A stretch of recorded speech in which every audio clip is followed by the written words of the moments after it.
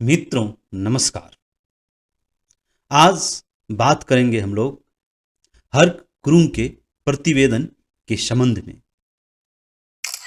क्या सच में हर गुरुंग का जो प्रतिवेदन था वो मधेसी और मधेश विरोधी था? इस प्रतिवेदन में ऐसा क्या था जो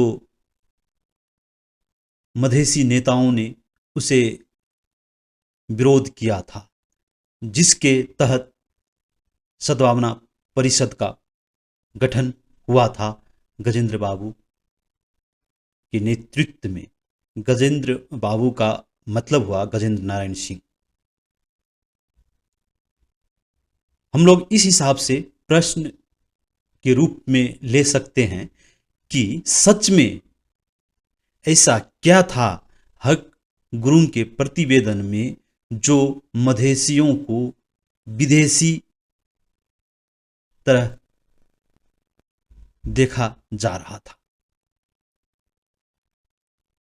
अब बात करें सारांश में हर गुरुंग के प्रतिवेदन के संबंध में। हर गुरुंग प्रतिवेदन 2031 यानी कि 1974 वास्तव में पहली बार नेपाल की जातीय, भाषिक और क्षेत्रीय विविधता पर एक विस्तृत सरकारी अध्ययन था। लेकिन मधेश, तराई मधेश समुदाय के दृष्टिकोण से इसे कुछ बातें आपत्तिजनक मानी गई, जिससे नाराजगी पैदा हुई। मधेश विरोधी या मधेसी असंतोष के कारण। नंबर 1, मधेसी शब्द को नेपाली न मानना।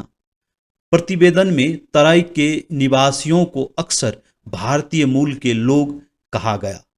इससे यह संकेत मिला कि वे नेपाल के मूल निवासी नहीं है, बल्कि बाहर से आए प्रवासी है। मधेसियों को यह अपमानजनक और दूसरे दर्जे का नागरिक ठहराने जैसा लगा। नंबर 2, निष्ठा पर शंका।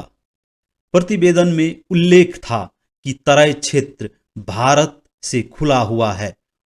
वहां की जनसंख्या, भाषा और संस्कृति भारत से मिलती है, इसीलिए राज्य निष्ठा कमजोर हो सकती है, ऐसे संकेत दिया गया।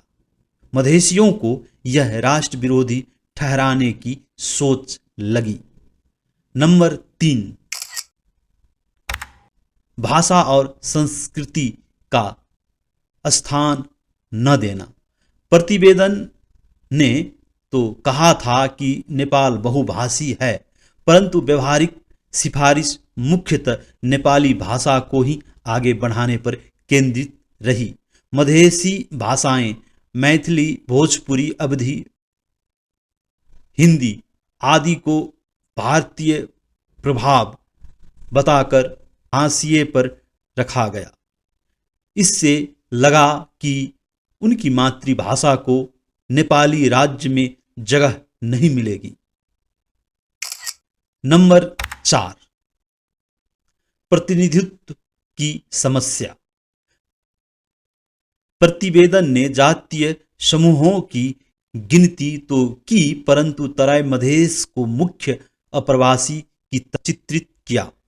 इससे रोजगार, सेना, प्रशासन और राजनीति में मधेसियों की समानुपातिक भागीदारी को मान्यता नहीं मिली।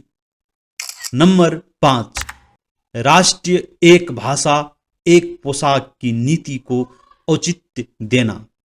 हर गुरुंग ने प्रतिवेदन में बहुलता की चर्चा तो की, लेकिन नीतिगत सिफारिशें उस समय की राज्य नीति एक भाषा एक संस्कृति के साथ ही मेल खाती थी। यानी मधेसी संस्कृति को राज्य मान्यता देने के बजाय उस पर पहाड़ी केंद्रित राष्ट्रवाद को ही सही ठहराया गया। अब नतीजा क्या हुआ? मधेसी बुद्धिजीवी और आंदोलनकारी वर्ग को लगा कि प्रतिवेदन ने मधेश की पहचान को भारतीय मूल बताकर सवालों के घेरे में खड़ा किया।